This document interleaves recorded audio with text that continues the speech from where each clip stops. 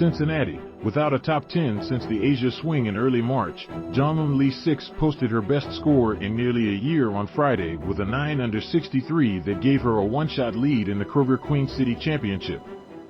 Lee6 has gone 3 years since her lone win on the LPGA Tour at the 2019 U.S. Women's Open, and the 26-year-old South Korean hasn't contended since Singapore at the HSBC Women's World Championship.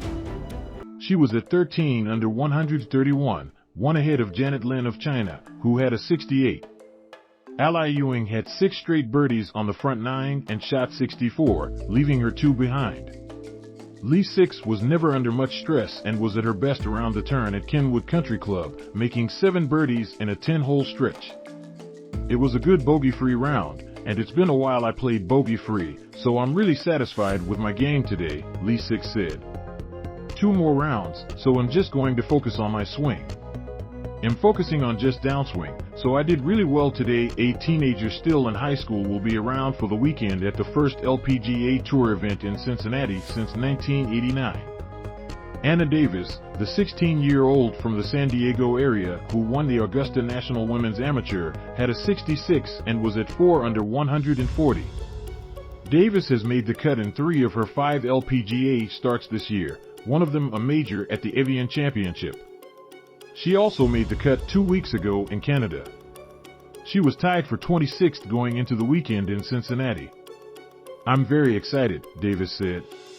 I'm not very in contention, but kind of finally up there on the leaderboard a little bit, so it'll be nice to see if I can keep climbing the leaderboard on the weekend. Gianna Clemente, the 14-year-old who splits time between Ohio and Florida, wasn't so fortunate. This is her 3rd straight LPGA start, getting through Monday qualifying each time, and she opened with a bogey-free 70 to have a good chance at the weekend. But she only made 1 birdie, twice took bogey on par 5s, and wound up with a 77 to miss the cut by 4 shots. The cut was at 1 under 143 on a course that hasn't hosted an LPGA-sanctioned tournament since the 1963 U.S. Women's Open. Another major, the LPGA Championship, was in the area for 10 years until 1989.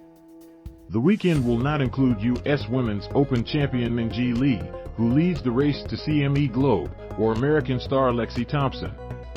Lee never recovered from a 76 in the opening round. Thompson, who played in the final group a week ago at the Dana Open, went 36 holes without a birdie. She did hole a wedge for eagle on the 7th hole, though that was her lone score under par. Thompson had 16 pars and a bogey for 71. Paula Creamer made the cut in her 2nd event back since having her first child. She had a 70 and was at 2 under 142. 10 players were within 5 shots of Lee6. Kemp and Khang, a runner-up last week, had a 66 and was 4 behind. Kemp and Khang have yet to win on the LPGA Tour, though this year already has produced 8 first-time winners. Fassi finished with 5 birdies on her last 6 holes. Last week it was the opposite for me. I didn't quite finish the way I wanted on the Friday, and I think it carried to the weekend, Fassi said. So I'm just hoping that I flip the script this week and just continue to build on how good I've been playing these first 36 holes.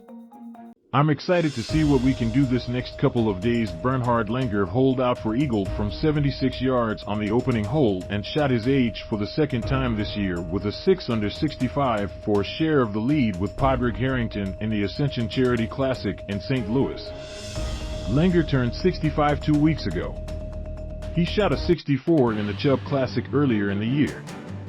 Harrington, the 3-time major champion and most recent Ryder Cup captain for Europe, played bogey-free at Norwood Hills.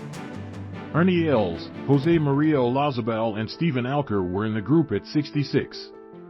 Steve Stricker, coming off a win 2 weeks ago in Michigan, and John Daly were among those at 67. Former British Open champion Justin Leonard, who retired early to work television, made his PGA Tour Champions debut with a 69.